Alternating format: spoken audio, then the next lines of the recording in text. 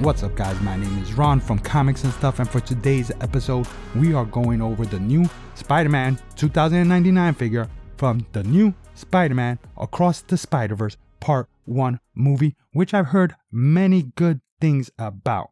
Now, the package itself, it shows the figure in a clear plastic bubble, Marvel Legends right here on the left hand corner, and over here on the right hand corner is Hasbro.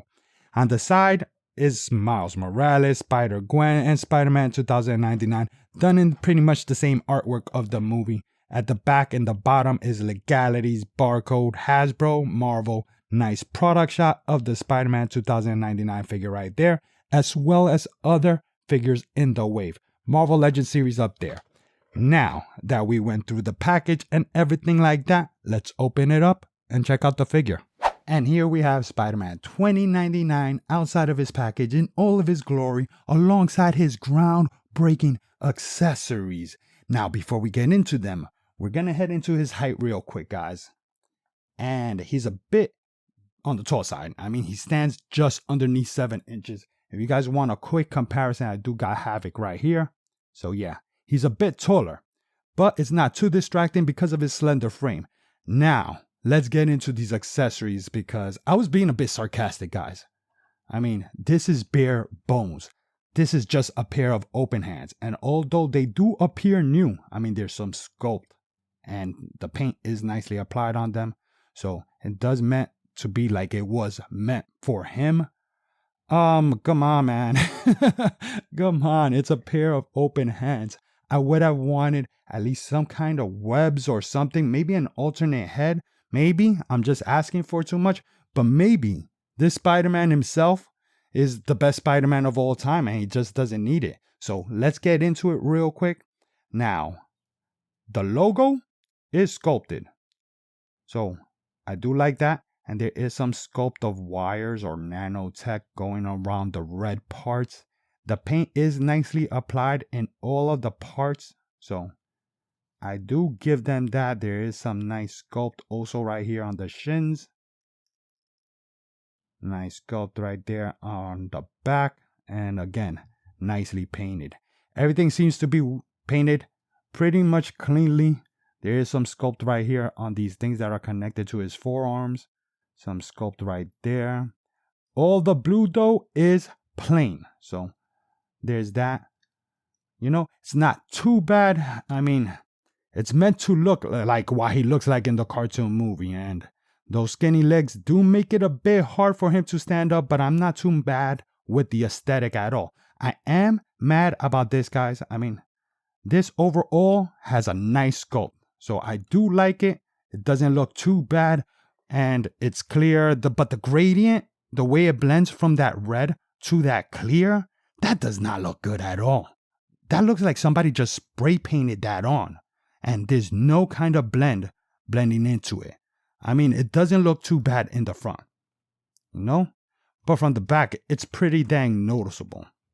Yeah, that just does not look good. Also, this has to deal with articulation, but also with the paint and everything. Because look. You know, this arching back and that's it. Like, what the heck? I understand why this needs to be breaking up. You know, the ones on the waist. But this could be less obvious. Paint a few lines. Like, that's all it would have taken. Make it a little farther in.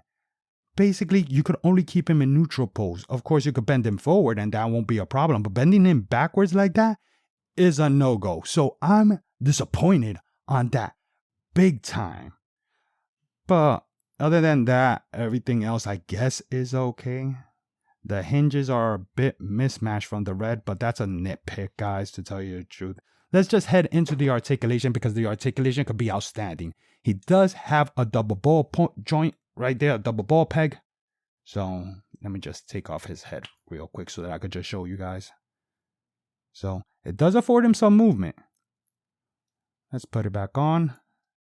Particularly in the tilt department, he does got good tilt. Backwards, goes back a bit. Down, not at all, guys. That's like looking forward, basically. Shoulders do not get you quite T-pose, which sucks. Full rotation works just fine. Bicep cut works just fine. Double jointed pinless elbows. Hold up.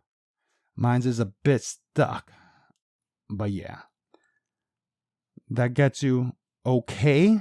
Not bad, but could have been better. Wrist got a swivel and a hinge, so that works just fine. And these hands are also sculpted and painted just like the open ones. Ab crunch forward gives you a good amount of range. But back, why would you even want to? It gives you a tad range, but come on, just looks ugly. The waist cut just works fine. Splits, not as much as I would like for a Spider-Man figure. Kicks forward a bit much, a bit good. Back, not too bad. Thigh cut works just fine. Double jointed pinless knees. That could have gotten you a way better range. I've seen other figures go way beyond this. And this is a Spider-Man, guys. I don't care what year this is. He's still a Spider-Man. Ankles go forward like that. Backwards like that. And there is pivot. Again, guys, aesthetically, I don't mind it too much. Again, the skinny legs make him hard for him to stand up, but that's how he's portrayed in the movie, basically. So I kind of like some stuff, but I kind of don't. Anyway, now that we did go through him and everything like that, go through the figure and all that. Sorry, guys, almost knocked you guys down. Let's just compare him, you know what? Let's just compare him with those figures in the back, as well as other Spider-Man figures that I got. And for our first comparison, we're going to compare him with the Miles Morales from the same wave. Now, I will have a video of him up, so depending when you see this video, go give that video a watch. But I'm not too mad with this scaling. I mean, he's supposed to be a teenage kid. He's supposed to be a bit more intimidating. So the height difference is actually a plus. And for this comparison, we're going to have Spider-Man 2099 against the previous Spider-Man 2099 that we've gotten. And although I do prefer the colors on this one rather than this, I mean, this one's a bit too muted and everything. The lack of articulation on this one makes this one my most favorable one to sit on the shelf. And here we have the Spider-Man 2099 with a couple of retro card Spider-Man. On the left, we got the Symbiote Spider-Man. And on the right, we got the Ben Reilly Spider-Man. And I know the 2099 Spider-Man got a whole different look. You know, it's more cartoony and whatnot. But I actually think they actually look good together. Maybe it's just the colors. But posing them together looks really good. And here we have the Spider-Man 2099 figure side by side with the previous Spider-Verse movie figures that I got. We got Peter B. Parker on the left right there. Spider-Ham right next to him. And Spider-Gwen all the way on the right. And since part 1 and part 2 both have like similar animation styles, I totally think that this works. I mean, they look like they belong together, and I'm actually going to have them all together like this and stuff on my shelf.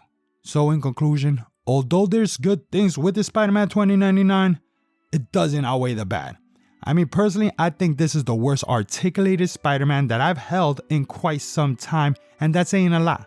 Spider-Man is supposed to be agile and posable. I don't care what year you're from, you're supposed to be agile and posable if you're a Spider-Man. And these ankles on this figure are just way too skinny to carry those broad shoulders of his.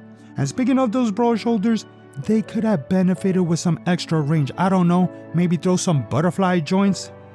That being said though, I'm not personally attached to this figure because I haven't seen the movie. Maybe once I do see the movie, I'll probably be more attached, maybe, but I doubt it. If you guys are interested in this figure, I will leave a link down in the descriptions. If you guys enjoyed the video, hit the like, comment, and consider subscribing because it really does help out this channel. My name is Ron from Comics and Stuff, and I'll check you guys on the next episode. Peace.